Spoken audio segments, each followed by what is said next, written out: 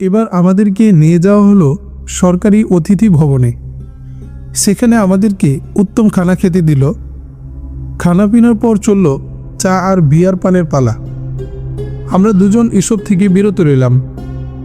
সাংবাদিকরা সাক্ষাৎকার নেয়ার জন্য পাগলপাড়া হয়ে গেল। সাইবেরিয়ায় কি ঘটেছে তা জানার জন্য একের পর এক প্রশ্নবাণ নিক্ষেপ করতে লাগলো।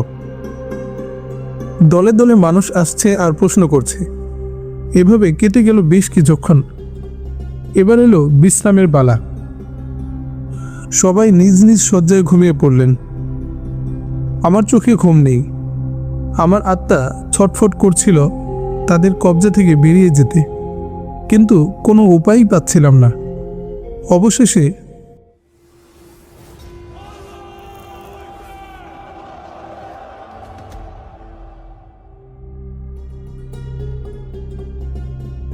নামাজে দাঁড়িয়ে গেলাম। কয়েক রাকাত নামাজ আদায় করে সিজদা বনত মস্তকে আল্লাহর দরবারে লুটিয়ে পড়লাম। কেঁদে কেঁদে প্রার্থনা করছিলাম যে, প্রভু হে, আমরা তোমার গুনাহগার বান্দা, আমাদের সমস্ত পাপ রাশিকে ক্ষমা করে দাও। প্রভু গো, আমাদেরকে যদি পরীক্ষা করো তাহলে ফেল করতে কোনো প্রকারের ক্লেদ পেতে হবে না। অতএব পাশ করার তৌফিক দাও। তোমার রহমত বিহনে আমাদের আর কোনো পাথেও নেই। তুমি আমাদেরকে অনেকবার সাহায্য করেছ, যদিও আমরা তার উপযুক্তই নই। এখন আমরা তাদেরই হাতে বন্দী। তাদের হাত থেকে আমাদের মুক্তি দাও। প্রার্থনা করতে করতে আমি ভাবদরিয়ায় হারিয়ে গেলাম।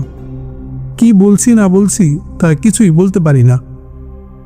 আমার কান্নার শব্দ পেয়ে মিস জামিলিনা শয্যা ত্যাগ করে কখন জানে আমার পাশে এসে বসলেন তা আমি বলতেই পারিনি, কারণ আমি ছিলাম অপ্রকৃতস্থ।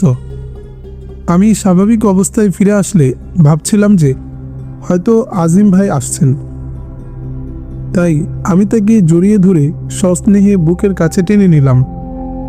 সেও আমাকে জড়িয়ে ধরল। অতঃপর বললাম, আজিম ভাই, আমাদের মুক্তির কোনো পথ দেখছি না। ভোরেই হয়তো আমরা আবার গ্রেফতার হচ্ছি।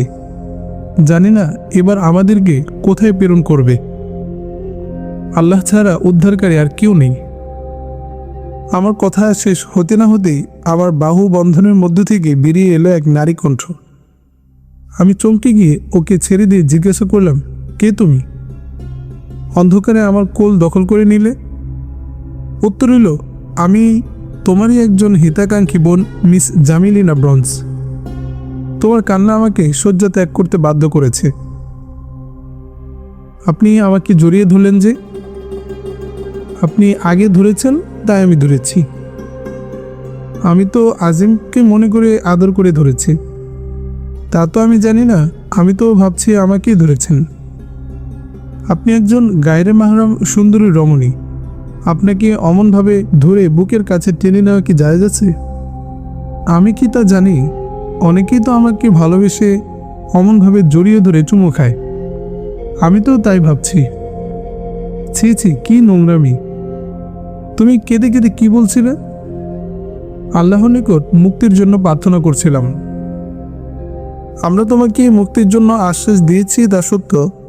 এখন চিন্তা করে দেখি, এটা এত সহজ নয়। নেতাকর্মীরা তোমার পরিচয় চাইলে আমরা কি পরিচয় দেব? তোমাদেরকে নির্বাসন দিতে আমরা গিয়েছিলাম 6 জন। এর মধ্যে 2 জন ছিল চালক। 2 জন চালক সহ আমাদের আরও 2 জন নেতাকে সাইবেরিয়ার বরফে গিলে ফেলেছে, আর আমরা জীবিত আছি 2 জন। এখন আমরা হলাম 4 জন। তাহলে প্রশ্ন আসে, তোমরা কারা? এই প্রশ্ন সকলের অন্তরে কিন্তু ঘুরপাক খাচ্ছে। যদি বলি যাদেরকে নিয়ে গিয়েছিলাম এরাই তারা, তাহলে প্রশ্ন জাগবে, এদেরকে আনা হলো কেন? আর যদি বলি এরা আমার ফ্রেন্ড, তাহলে প্রশ্ন উঠবে, এরা কারা? এদেরকে পেলেন কোথায়? আপনাদেরকে হেলিকপ্টারে ওঠানোর সময় ছবি রেখেছিলাম, তখন তো এসব চেহারার কোনো মানুষ ছিল না। তাহলে এরা কারা? তখন এই প্রশ্নের কোনো উত্তর দিতে পারবো না।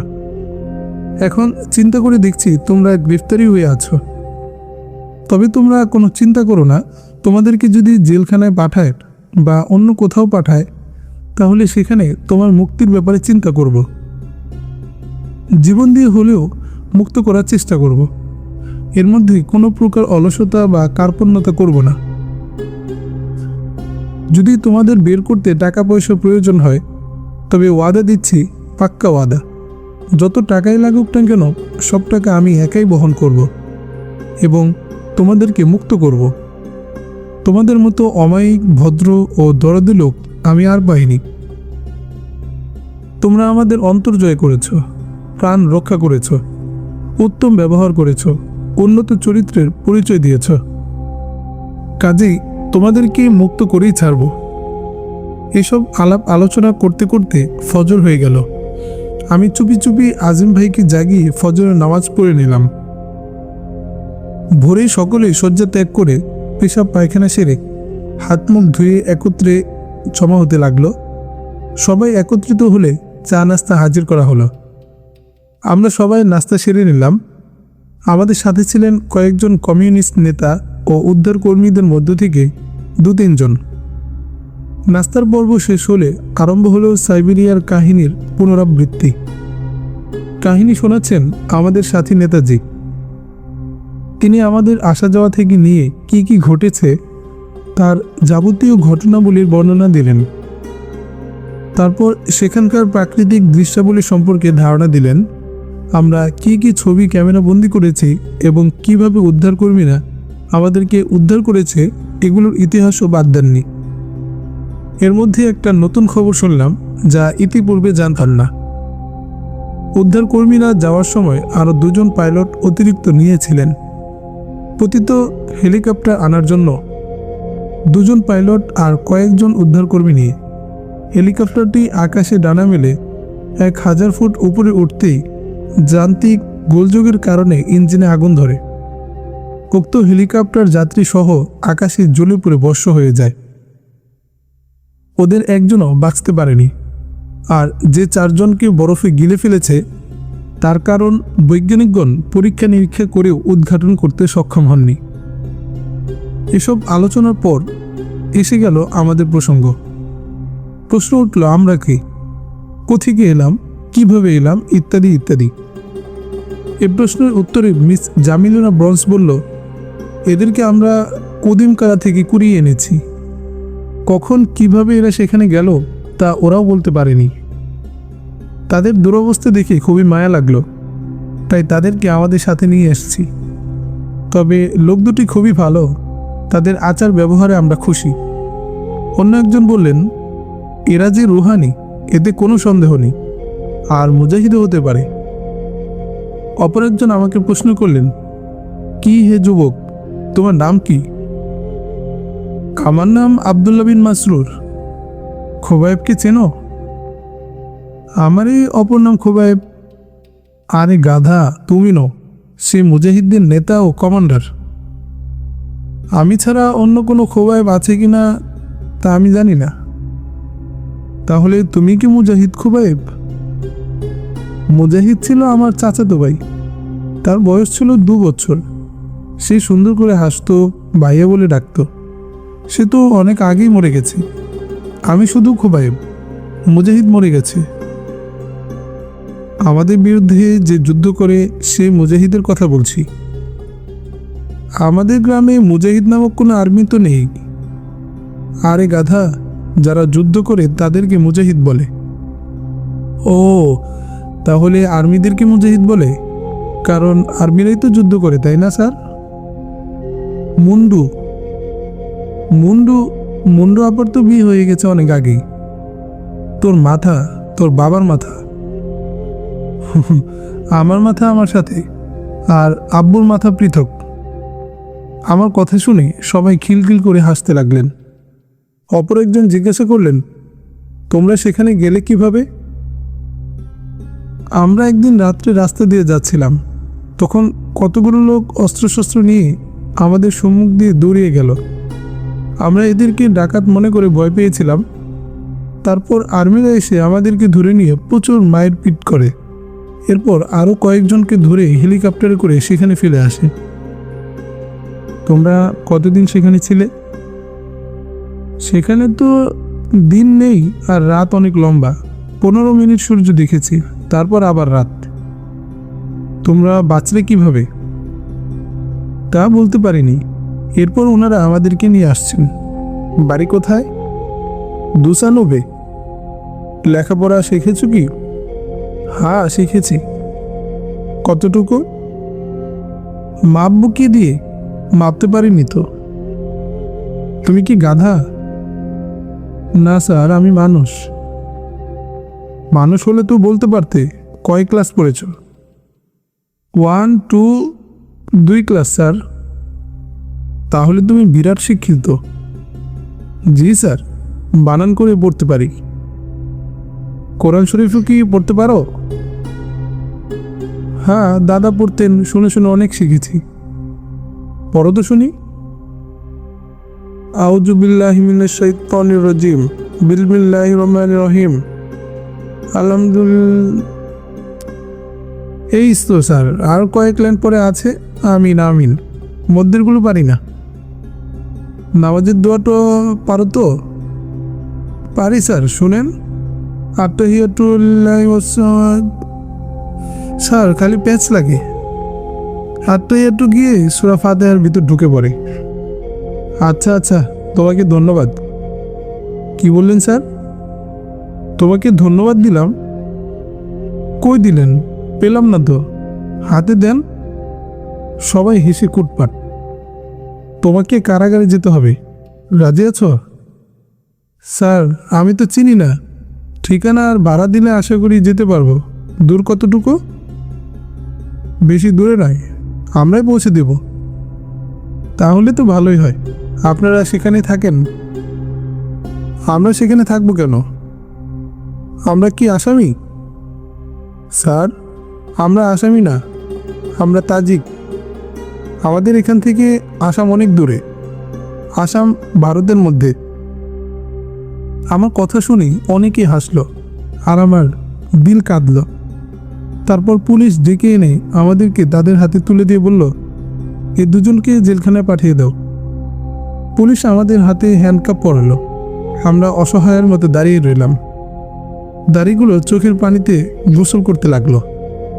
আমাদের দাড়িগুলো কতবার যে অশ্রুতে গোসল করেছে তার কোনো হিসাব নেই। পুলিশ আমাদেরকে ভেড়াদুম্বার মতো টেনে টেনে ভ্যানে নিয়ে উঠালো। ভ্যান চলছে নিষ্ঠুর জেলখানার দিকে।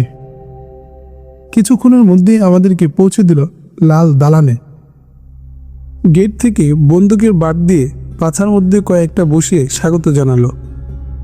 তারপর নিয়ে গেল যাবজ্জীবন সাজাপ্রাপ্ত কয়েদিদের সেলে। চেয়ে দেখি এটা সেই সেল যেখান থেকে আমাদেরকে সাইবেরিয়া সফরে নিয়েছিল। আমাকে পেয়ে অন্য সব সাথীরা আনন্দে আত্মহারা। অনেকেই স্লোগান দিতে দিতে আমার কাছে আসলেন। তারপর থেকে এখানেই থাকতে লাগলাম। আমি সমস্ত জেলখানার সাথীদেরকে আমার ইতিহাস শুনিয়ে ঈমান তাজা করলাম। তারপর বললাম, ভাইরা, দুনিয়ার জেলখানা শত শত গুণ ভালো জাহান্নাম থেকে। দুনিয়ার রিমান্ড শত শত গুণ উত্তম কবরের শাস্তি থেকে। আল্লাহ আমাদের দরজা বুলন্দ করার জন্যই বারবার কারাগারে নিক্ষেপ করছেন। তিনি আমাদেরকে পরীক্ষা করে দেখছেন তার প্রতি আমরা সন্তুষ্ট কিনা। প্রিয় ভাইয়েরা আমার, আল্লাহর প্রতি সর্বদা সন্তুষ্ট থাকুন। এতেই আমাদের মঙ্গল, কামিয়াবি ও সফলতা। আমার আলোচনায় অনেকেই তওবা করে সঠিক পথে ফিরে এলেন। মানবতার ধ্বজাধারী আমেরিকা, রাশিয়া, ফ্রান্স, ইসরায়েল ও যুক্তরাজ্যের লেজবিহীন কুকুরিরা যখন কেউ কেউ ঘেউ ঘেউ করে দুনিয়াবাসীকে জাগিয়ে তোলে, ওরা আবার মানবাধিকারের জিকির তোলে। আসলে এরা জারদ সন্তান। বাপের কোনো ঠিকানা তাদের মায়েরাও বলতে পারে না। তাই তারা মুখে বলে একটা, অন্তরে থাকে আরেকটা, কাজ করে অন্যটা। এগুলো হলো নেতা খেতাদের আচরণ। জেলখানার মধ্যে কাগজে পত্রে দেখায় খুব ভালো ভালো খাবার দিচ্ছে, আসলে শতভাগের এক ভাগও ভালো খাবার দিচ্ছে না। মুসলমানদের খাবার পরিবেশন না করে নিষিদ্ধ খাবার যেমন শূকর, শিয়াল, ভল্লুক ইত্যাদি খাবার পরিবেশন করে, অর্থাৎ হারাম খাদ্য দেয়। পানি হিসেবে এনে দেয় পাকা মদ। অনেকেই না জেনে না বুঝে এগুলো খাচ্ছে। 3 দিন পর পর খানা দেয়। ধর্মীয় অনুশাসন মানতে দেয় না। মেয়ে ও পুরুষের মধ্যে একই পোশাক, আবার রাখে একই ছেলে। এরা মুসলমানদেরকে এতই কষ্ট দেয় যা বলে শেষ করা যাবে না। মুসলিম নামধারী তাদের পাঁচাটা গোলাম, কিছু রাষ্ট্রপ্রধানরাও তাদের সুরে সুর মিলিয়ে মানবাধিকারের জিকির তোলে। তারা কোনোদিন পশ্চিমাদের নিষ্ঠুর আচরণের প্রতিবাদ করে না। আমাদের উপর যখন নির্যাতনের মাত্রা বাড়িয়ে দিল, তখন আর বরদাস্ত করতে পারলাম না। আমি আমার প্রশিক্ষণলব্ধ এলেমকে কাজে লাগাতে লাগলাম, অর্থাৎ কমান্ডো স্টাইলে হাত পা ইস্তেমাল করতে লাগলাম। একই দিনে 7 জন জালেম জেল কর্মকর্তাকে বালিশ ছাড়া করিডোরে জীবনের তরে ঘুম পাড়ালাম। এই সংবাদ ছড়িয়ে পড়লে অন্যান্য কর্মকর্তা এসে পাইকারি হারে মায়ের পিঠ আরম্ভ করলো। আমি সামনে এগিয়ে গিয়ে বললাম, সাবধান, পাইকারি হার মারবেন না, জালেমদেরকে আমি হত্যা করেছি। তখন এরা আমার উপর চটে গিয়ে ডান হাতটি কেটে দেয়। কমান্ডার আব্দুস সাত্তার বুলখি বলেন, অমানিসার ঘোর অন্ধকারে চেয়ে আছে 10 দিক, কাটাগুল্ম আর ঘন ঝোপ ঝাড়ে ভরা 4 দিক। কোনো মানুষ্য এমন পথ দিয়ে চলেনি কোনো দিন। কাটারা যেন পূর্ব শত্রুতাবশত কেবলই আঘাত করে যাচ্ছে। জুলাইখার মতো অঙ্গবসন ছিঁড়ে দিচ্ছে পথিকের।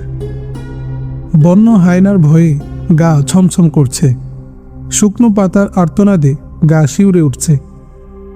বন বাদুরের পালকের পথ ধরিতে শরীর কাঁপছে। কখনো কখনো দূরে শোনা যাচ্ছিল কিসের আওয়াজ, তা বুঝতে পারিনি। হিংস্র প্রাণীরা নিরীহ জানোয়ারকে ধরে ভক্ষণ করার জন্য দৌড়াচ্ছে। রাত পোহানোর কোনো নাম গন্ধ নেই। এত লম্বা রজনীর সাথে আর কোনোদিন সাক্ষাৎ হয়নি। দেখিনি অমন কুলহীন কান্তার। চলতে চলতে শরীর ক্লান্ত হয়ে পড়ল।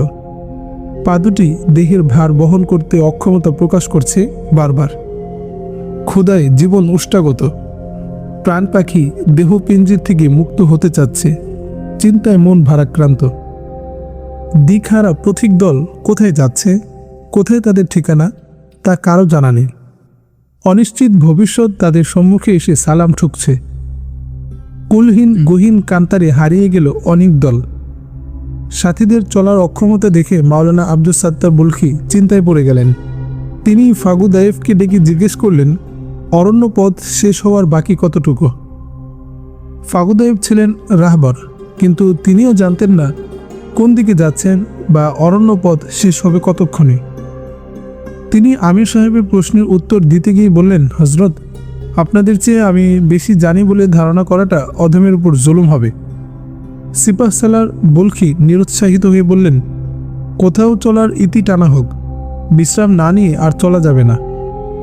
ফাগুদায়েফ একটি স্থানে দাঁড়ালেন। স্থানটি ছিল ঘন ঝোপঝাড় থেকে মুক্ত। সবাই বসে পড়লেন। কার সাথে কে বসলেন অন্ধকারে তাও চেনা যাচ্ছিল না। সিপাহসালার বুলখি সকলকে বললেন, ভাই সব, তোমাদের কাছে যেসব খাবার রয়েছে তা বের করে খেয়ে নাও। তোমরা হীনবল ও নিরাশ হও না। হীনবল ও নিরাশ হওয়া মুসলমানের কাজ নয়। তাছাড়া মুজাহিদদের জন্য তো মোটেই শোভা পায় না। তোমরা আল্লাহকে বেশি বেশি স্মরণ করতে থাকো। কমান্ডারের নির্দেশ পেয়ে সবাই নিজ নিজ খাদ্য ভাণ্ডারে হাত ঢুকিয়ে আহার করতে লাগলেন। এমন সময় বৃক্ষরাজির ফাঁক দিয়ে আকাশ ছোঁয়া অদ্ভুত আকৃতির এক দৈত্য হি হি করে হেসে উঠল। সকলের দৃষ্টি কেড়ে নিল সে জন্তুটি। এমন ভয়ঙ্কর আকৃতি দেখে কয়েকজনই মূর্ছা খেয়ে জমিনে লুটিয়ে পড়ল, আর অন্যরা চোখ বন্ধ করে সিংহ তাড়িত শশক শাবকের ন্যায় থরথর করে কাঁপতেছিল। কারো মুখে কোনো ভাষা নেই। ভয়জনিত শ্বাস প্রশ্বাসের শব্দ ছাড়া আর কিছুই শোনা যাচ্ছিল না। সিপাহসালার মাওলানা আব্দুস সাত্তার বুলখি বুঝতে পারলেন যে এটা জিনদের এলাকা, এসব জিন্নাতেরই কাজ। তিনি অত্যন্ত সাহসিকতার সাথে বললেন, ওহে আল্লাহর এক রহস্যময় সৃষ্টি, আমরা দ্বীনের মুজাহিদ, আল্লাহর পথের সৈনিক। আমাদেরকে উত্ত্যক্ত করা তোমাদের উচিত হয়নি। তোমরা সীমা লঙ্ঘন করেছ। আল্লাহ তোমাদেরকে মানুষের চোখের আড়ালে থাকতে নির্দেশ দিয়েছেন, আর এখন তোমরা ভয়ঙ্কর আকৃতিতে আমাদের সামনে হাজির হয়ে ভয় দেখাচ্ছ। মনে রেখো, কাল কিয়ামত দিবসে আল্লাহ নিজে তোমাদেরকে ভয় দেখাবেন। সেদিন তোমাদের সাহায্যকারী বলতে কেউ থাকবে না। নবীজি সাল্লাল্লাহু আলাইহি ওয়াসাল্লামও গার ফিরিয়ে থাকবেন তোমাদের থেকে। কিয়ামতের বিভীষিকাময় দিবস থেকে পরিত্রাণ পেতে হলে তোমাদের সুরত পাল্টিয়ে আমাদের মাঝে এসো, ভুল স্বীকার করে ক্ষমা প্রার্থী হও, আমরা ক্ষমা করে দেব। আর যদি কোনো অভিযোগ থাকে তাহলে বলো, আমরা বিবেচনা করে দেখব। এতটুকু বলার সাথে সাথে জিনটি ভয় পেয়ে গেল। আখিরাতের ভয়ে তাকে কাবু করে ফেলল। অতঃপর জিনটি তার সুরত বদলিয়ে একজন মানুষের আকৃতি ধারণ করল। তারপর একটি উজ্জ্বল প্রদীপ জ্বেলে দিল। এই প্রদীপের আলোতে গোটা বন আলোকৃত হয়ে গেল। অতঃপর সে নিজেই এসে দাঁড়ালো কাফেলার মধ্যে। চলল সালাম মুসাহাফা। যারা মূর্ছায় খেয়েছিল তারাও চোখ খুলতে লাগলো। তারপর জিনটি অনেক ফলমূল ও নানান প্রকারের সুস্বাদু খাবার এনে সবাইকে খাওয়ালো। সুবহে সাদিকের আগমন তার রাতের পলায়ন একসাথেই হলো। সাথীরা কয়েকটি জামাতে বিভক্ত হয়ে নামাজ আদায় করলেন। জামাতে জামাতে আরম্ভ হলো ইস্তেমাই আমল, অর্থাৎ 41 বার সূরা ইয়াসিন, একবার সূরা ওয়াকিয়া ও সূরা আর রহমান, 100 বার দুরূদ সহ বেশ কিছু তাসবিহাত। এতে কেটে গেল 1 ঘন্টা। তারপর আরম্ভ হলো সালাতুল ইশরাক। নামাজ সমাপন করে আরম্ভ হলো দোয়া। ভাবসাগরে উঠল কান্নার রোল, চোখে ডাকলো অশ্রুর বাণ, প্লাবিত হলো গণ্ডদেশ ও বক্ষদেশ। কান্নাকাটির মধ্যে রয়েছে দিলের প্রশান্তি, আল্লাহ হন খুশি। তাই আমাদের প্রিয় নবী সাল্লাল্লাহু আলাইহি ওয়াসাল্লাম বলেছেন, তোমরা কাঁদো, না পারলে কান্নার ভান ধরো। শুষ্ক মরু প্রান্তরে যেমন শস্যদানা অঙ্কুরিত হয় না, ঠিক তেমনিভাবে পাষাণ হৃদয়েও রহমতের বীজ গজায় না। অনুতপ্ত উর্বর হৃদয়ভূমিতে তওবা নামক শস্য বীজ বপন করো। তারপর মাঝে মধ্যে অশ্রুর সেচ দাও। দেখবে আল্লাহর রহমতে ছোট বড় সব ধরনের গুনার কৃষ্ণ ফসলগুলো নেকি নামক সোনালী ফসলে হৃদয় মাঠ ভরে যাবে। তোমার মাওলা তোমাকে ইয়া আব্দি বলে ডাক দিবেন। হযরত মুসা আলাইহিস সালাম একদিন আনমনে পথ চলছেন। কিছুদূর অগ্রসর হলে তার কর্ণকুহরে ইথারের ঢেউয়ে ঢেউয়ে ভেসে আসলো এক করুণ কান্নার স্বর। হযরত মুসা আলাইহিস সালাম অন্তরে বড় ব্যথা পেলেন। তিনি ভাবলেন যে এ জনহীন বিজন বনে কেউ হয়তো বিপন্ন অবস্থায় কাঁদছে। হয়তো কোনো ডাকাত দলের কবলে পড়ে সর্বহারা হয়ে গেছে, না হয় পথ ভুলে গহীন কান্তারে হাবুডুবু খাচ্ছে, তা না হয় হিংস্র হায়নারা আক্রমণ করেছে। এসব ভেবে নবী তাকে উদ্ধার করার জন্য কান্নার সুর ধরে এগিয়ে গেলেন। কিছু অগ্রসর হয়ে দেখলেন এ কান্না মানুষের নয়, একটি বিশাল কৃষ্ণ শিরা থেকে এই সুর লহরী বেরিয়ে আসছে এবং সেই পাথর থেকে পানি বের হচ্ছে। হযরত মুসা আলাইহিস সালাম কিছুক্ষণ বিস্ময়ের দৃষ্টিতে তাকিয়ে জিজ্ঞাসা করলেন, হে পাথর, তুমি অমন করে কাঁদছো কেন? তোমার কি হয়েছে? অমনি পাথরের জবান খুলে গেল। প্রস্তরখণ্ড বিদ্যুৎ কণ্ঠে বলল, হে আল্লাহর রসূল, আল্লাহ সুবহানাহু ওয়া তাআলা পবিত্র কালামে জানিয়ে দিয়েছেন যে দোজখের ইন্ধন হবে মানুষ এবং পাথর। কি করে অনাধি অনন্তকাল জাহান্নামের আগুনে দগ্ধ হব? কি করে তা সহ্য করব? এ ভয়ে কাঁদছি। পাথর থেকে বেরিয়ে আসা শব্দগুলো শুনে হযরত মুসা আলাইহিস সালাম স্তম্ভিত হয়ে গেলেন এবং মনে মনে ভাবতেছিলেন যে হায়, নির্জীব পাথর হয়ে বিভীষিকাময় জাহান্নামের অগ্নিকুণ্ডে দগ্ধ হওয়ার ভয়ে কাঁদছে, আর আমরা মানুষ নিশ্চিন্ত বসে আছি। তিনি পাথরকে সান্ত্বনা দিয়ে বললেন, হে পাথর, তুমি কেঁদো না, আমি তোমার মুক্তির জন্য পরওয়ারদিগার আল্লাহর নিকট সুপারিশ করব। এই বলে তিনি চলে গেলেন। কিছুক্ষণ পরেই তুর পাহাড়ে চলল আশেক আর মাসুকের প্রেম আলাপ। এক পর্যায়ে মুসা আলাইহিস সালাম বলে ফেললেন, হে আমার মাওলা, আমার ফরিয়াদ কবুল করো, তা না হয় আর কোনোদিন তোমার সাথে কথা বলবো না। তোমার ভয়ে কঠিন শিলা কেঁদে কেঁদে বিগলিত হচ্ছে, তুমি তাকে জাহান্নাম থেকে মুক্তি দান করো। প্রেমিকের আবদার কি আর মাসুক না রাখে? আল্লাহ জাল্লা শানুহু পাথরকে ক্ষমা করে দিলেন। হযরত মুসা আলাইহিস সালাম প্রেমালাপের ইতি টেনে খুশি মনে চলছেন। পাথরের নিকট গিয়ে ক্ষমার সুসংবাদটি জানিয়ে বললেন, আর কেঁদো না, আল্লাহ আমার ফরিয়াদ কবুল করেছেন, তোমাকে জাহান্নাম থেকে নিষ্কৃতি দান করেছেন। এ বলে তিনি চলে গেলেন। কিছুদিন পর মুসা আলাইহিস সালাম সে পথ দিয়ে অতিক্রম করছিলেন। কানে এলো পূর্বের তুলনায় আরও বেশি বিলাপ গীতি। চললেন কান্না সুর ধরে। দেখলেন সে পাথরটি আগের তুলনায় আরও বেশি কাঁদছে। তিনি অগ্নিশর্মা ধারণ করে ধমকিয়ে শুধালেন, তোমাকে সেদিন মুক্তির পয়গাম শুনিয়েছিলাম, তা কি তুমি শোনোনি না বিশ্বাস করনি? সেদিনও কঠিন শিলার জবান খুলে বেরিয়ে আসলো, হে কালিমুল্লাহ, আল্লাহর বন্ধু, আপনার সুসংবাদ শুনেছি এবং বিশ্বাসও করেছি। যে কান্নার উসিলায় আমি জাহান্নাম থেকে মুক্তি পেয়েছি, সে কান্নাকে আমি ভুলি কি করে? কান্না আমার বন্ধু, কান্না আমার আপনজন, আজীবন আমি কেঁদেই যাব। কান্না আমার দিলের প্রশান্তি। হজরত মুসা আলাইহিস সালাম পাথর থেকে মহামূল্যবান উপদেশ পেয়ে আশ্চর্য হয়ে ভাবতে গেলেন যে হায়, পাথর তো ঠিকই বলেছে। আল্লাহর সুরে সুর মিলিয়ে বলেছেন।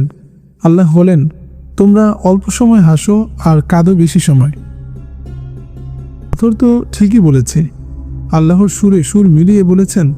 আল্লাহ বলেন, তোমরা অল্প সময় হাসো আর কাঁদো বেশি সময়। তাই মুজাহিদদের বক্ষদেশ প্লাবিত হচ্ছে অশ্রুর স্রোতধারায়। আয় আল্লাহ, অমন করে সবাইকে কাদার তৌফিক দাও, পাষাণ হৃদয় কোমল করে দাও। দোয়া সমাপন করে সবাইকে হালকা নাস্তার অনুমতি দিলেন। সবাই নিজ নিজ থলে থেকে খেজুর, কিশমিশ বা শুকনো রুটি নিয়ে নাস্তা সারলেন। কমান্ডার সবাইকে পরামর্শের জন্য আহ্বান জানালেন। নিজ নিজ অস্ত্রগুলো সম্মুখে রেখে কমান্ডারের দিকে মুখ করে বসলেন। কমান্ডার সাহেব জিজ্ঞাসা করলেন, আপনারা যতটুকু বিশ্রাম নিয়েছেন এতটুকু চলবে না আরও বিশ্রাম নিতে চান? একজন দাঁড়িয়ে বললেন, হজরত, কাটার আঘাতে সমস্ত শরীর ক্ষতবিক্ষত। পাদুকা ভেদ করে মাংসপেশিতে প্রবেশ করেছে অগণিত কাটা। এখন কেউ দাঁড়াতে পারছে না সোজা হয়ে। এগুলো খুলতে হবে, কারণ দুর্গম পথে যেতে হবে বহুদূর। নেই কোনো সাওয়ারি, দুখানা পা হলো আমাদের বাহন। দু এক দিনে যদি অচল হয়ে যায় তাহলে বাকি পথ চলবো কি করে? আমি মনে করি আমরা যে পরিমাণ হাঁটবো সে পরিমাণ বিশ্রাম নেব, যে পরিমাণ জাগবো সে পরিমাণ ঘুমাবো। তাহলে স্বাস্থ্য ঠিক থাকবে, কর্মস্পৃহা থাকবে অটুট। তা না হয় আমাদেরকে বিপদের সম্মুখীন হতে হবে। দু একজন সাথী ও যদি অসুস্থ হয়ে যায় তাহলে সকলেরই কষ্ট হবে দ্বিগুণ। তারপরও যদি আপনি আমাদেরকে এগিয়ে যেতে নির্দেশ দেন তাহলে আমরা হুকুম তামিলে প্রস্তুত আছি। আমির সাহেব চিন্তা বিবেচনা করে বিশ্রাম নেওয়ার নির্দেশ দিলেন এবং বললেন, তোমরা 5 জনে মিলে একটি করে তাঁবু রচনা করে নাও, তাহলে আরামের সাথে বিশ্রাম করতে পারবে। এবার সবাই তাঁবু রচনা করে বিছানা বিছিয়ে ঘুমাতে লাগলেন। কোনো কোনো খিমায় সাথীরা একে অপরের পায়ের কাটা খুঁটিয়ে খুঁটিয়ে তালাশ করে বের করে দিচ্ছে। সারা রাতের অসহনীয় ক্লান্তি আর পেরেশানি কিছু কিছু বিদায় নিতে লাগলো। কেউ কেউ রাতের দৈত্যের উপস্থিতি আর ভয়ঙ্কর বিভৎস চেহারার কথা আলাপ করতে যেয়ে গা জারা দিয়ে উঠছে। সবাই নিজ নিজ খিমায় গা এলিয়ে দিয়ে ঘুমাচ্ছে। আমির সাহেবের চোখে ঘুম নেই। কখন আসে দুশ্মনের আক্রমণ, কখন আসে হিংস্র বন্য পশুর থাবা, কখন বিকট চেহারা নিয়ে উপস্থিত হয় দৈত্য দানব। সে চিন্তায় তিনি অস্থির। তাই তিনি সাথীদের হেফাজতের জন্য ঘুরে ঘুরে পাহারা দিচ্ছেন। হ্যাঁ, যারা বড় হয় তাদের চিন্তাও থাকে বড়, কাজও থাকে বেশি। আল্লাহর নৈকট্য লাভেও তারা অগ্রগামী। কমান্ডার আলায়েভ সাথীদেরকে বললেন, তোমাদের জন্য একান্ত প্রয়োজন আশপাশের এলাকাগুলোর সাথে পরিচিত হওয়া। এটাও গেরিলা যুদ্ধের অংশবিশেষ। তিনি আরও বললেন, গেরিলারা এক স্থান থেকে দুশমনের উপরে হামলা চালাবে আর অন্য স্থানে গিয়ে আশ্রয় নেবে, আক্রমণ করে চলে যাবে উল্টো দিকে। শত্রুপক্ষ যেন কল্পনা করতে না পারে যে দুশমনরা আসলো কোত্থেকে আর গেলই বা কোথায়। দুশমন যেন সর্বদা ভীত সন্ত্রস্ত থাকে। দুশমনের চোখের ঘুম কেড়ে নেয়া, আরামায়েশ, শান্তি ও চাইন থেকে বঞ্চিত করে আত্মসমর্পণে বাধ্য করাই হলো গেরিলা আক্রমণের লক্ষ্য। এক কথায় বলতে গেলে দুশমনকে অস্থির ও পাগল করে তোলা। তাই প্রত্যেক গেরিলাদের ভৌগোলিক জ্ঞান থাকা অপরিহার্য। কোন পথে কিভাবে দুশমনকে বাধা দেওয়া যায়, আক্রমণ প্রতিহত করা যায়, দুশমনের ঘাঁটিতে কোন পথে আক্রমণ করে কোন পথে ফিরে আসা যায়, তাছাড়া স্থান পরিবর্তনের জন্য কোন কোন রাস্তা ব্যবহার করা যায়, দুশমনের চলার রাস্তায় কি করে মাইন লাগানো যায়, এসব বিষয় পূর্ব থেকেই খুব চিন্তা গবেষণা করে ঠিক করে নিতে হয়।